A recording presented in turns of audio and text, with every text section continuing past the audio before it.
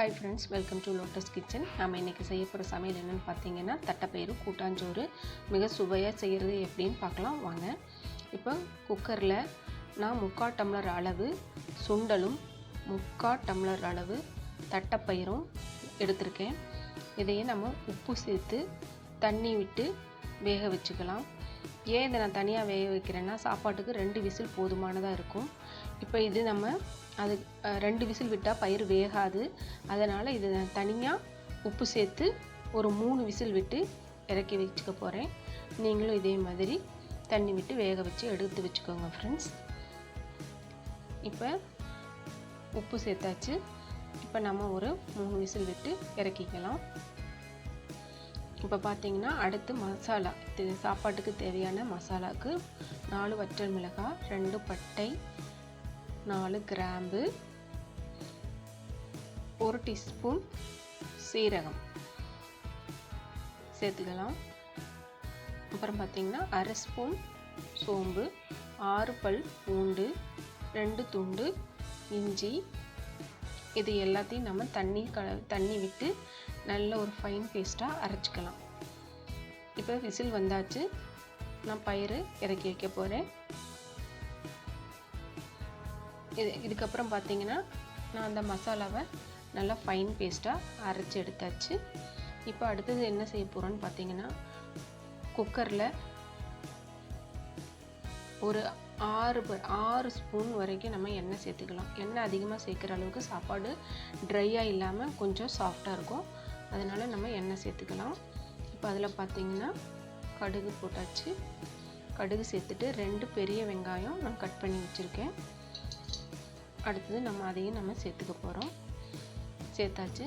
இது நல்லா பச்சை வாசனை போகிற அளவுக்கு நம்ம இதில் நல்லா ப்ரௌன் ஆகிற வரைக்கும் வறுத்தெடுத்துக்கலாம் ஃப்ரெண்ட்ஸ். இப்போ அது கூடவே நான் 2 பச்சை மிளகாயும் சேர்த்திக்க போகிறேன். இப்போ நம்ம நல்லா ஃப்ரை பண்ணிக்கலாம்.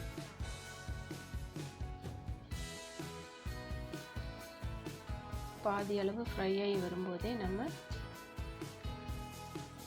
அடுத்த 2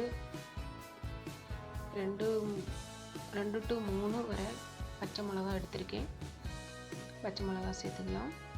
அதில் 2 கருவேப்பிலை கொத்து அதையும் நம்ம உருவி போட்டுக்கலாம்.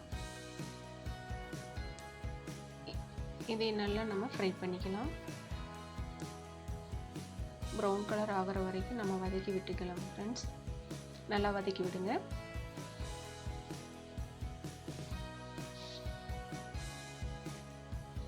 நல்லா வதக்கி விட்டாச்சு. இப்போ பார்த்தீங்கன்னா ஓரளவுக்கு நல்லா வெந்து வந்துருச்சு. இப்போ இதுக்கு கூட நான் 2 ஃப்ரெண்ட்ஸ் இப்போ பார்த்தீங்கன்னா அடுத்தது நம்ம தக்காளி, 2 பழுத்த தக்காளி நான் கட் பண்ணி பொடியாக நறுக்கி வச்சுருக்கேன். அதையும் நம்ம கலந்து விட்டுக்கலாம். இதையே நீங்கள் மீடியம் ஸ்லிம்மில் வச்சு நீங்கள் செய்வீங்க.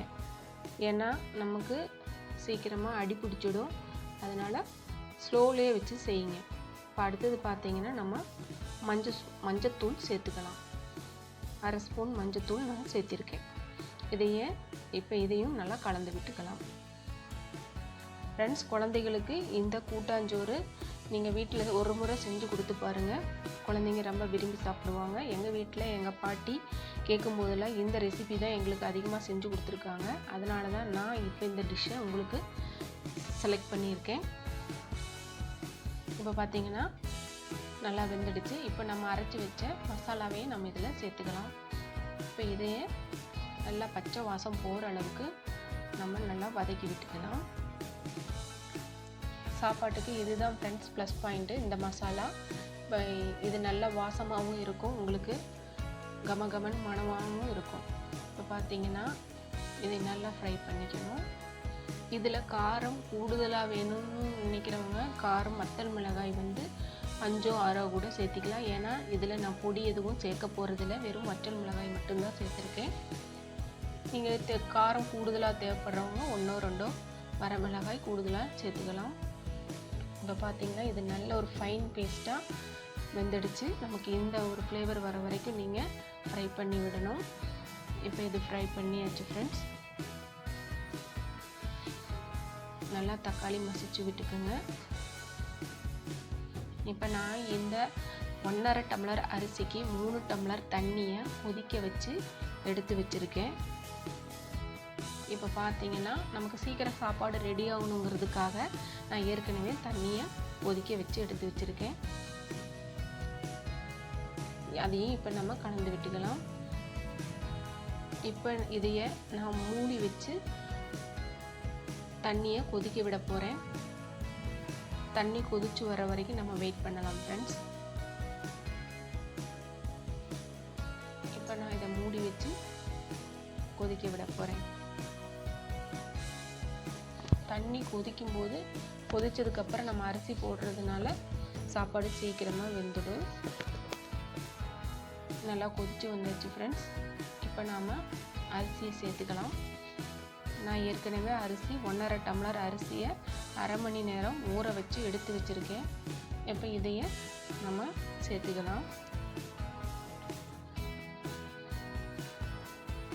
இந்த கூட்டாஞ்சோறு நம்ம சீக்கிரமாக செய்யக்கூடிய ரெசிபி. பயறு சுண்டல் நீங்கள் நைட்டே ஊற வச்சுக்கோங்க. அப்போ காலையில் இது செய்கிறதுக்கு ஈஸியாக இருக்கும். இப்போ அரிசி சேர்த்ததுக்கப்புறம் இந்த சாப்பாட்டுக்கு தேவையான அளவு உப்பை நம்ம சேர்த்துக்கலாம். இப்போ இதை நம்ம ஒரு முறை நல்லா கலக்கி விட்டுக்கலாம்.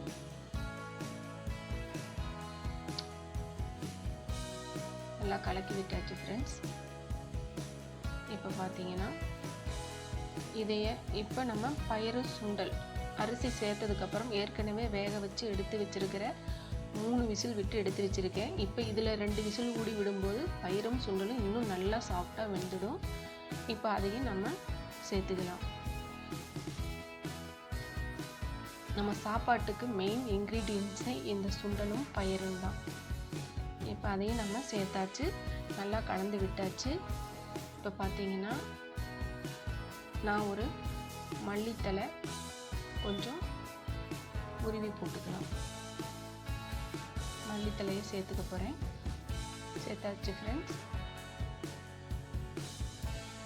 இந்த டிஷ்ஷை நீங்கள் கண்டிப்பாக குழந்தைகளுக்கு ஒரு முறை ட்ரை பண்ணி செஞ்சு கொடுத்து பாருங்கள். இப்போ நான் 2 விசில் விட்டோன்னே இறக்கிக்க போகிறேன்.